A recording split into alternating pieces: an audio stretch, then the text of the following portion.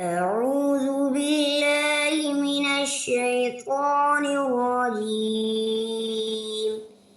بسم الله الرحمن الرحيم. عما يتساءلون عن النبأ العظيم الذي هم فيه مختلفون كلا سيعلمون ثم كلا سيعلمون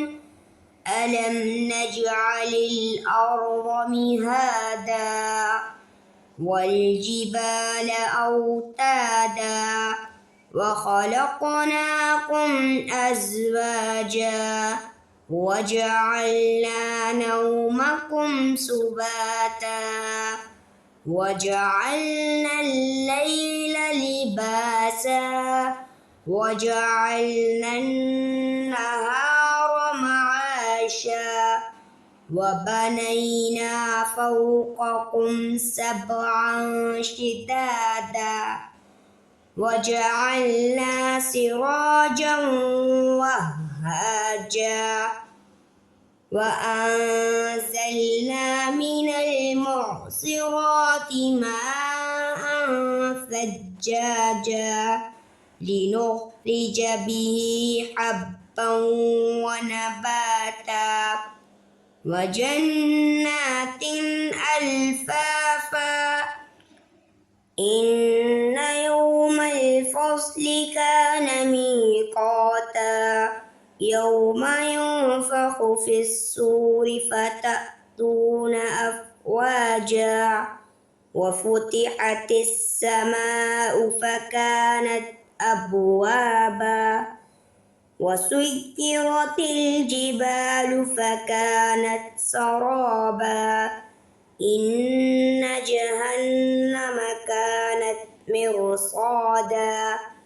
للطاغين مآبا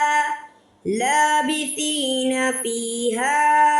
أحقابا لا يذوقون فيها بردا ولا شرابا إلا حميما وغساقا جزاء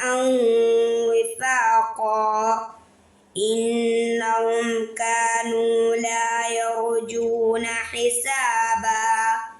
وكذبوا بآياتنا كذابا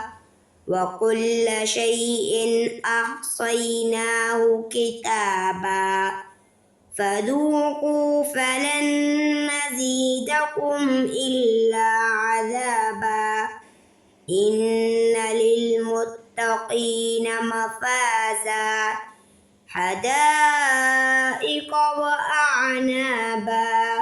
وكواعب أترابا وكأسا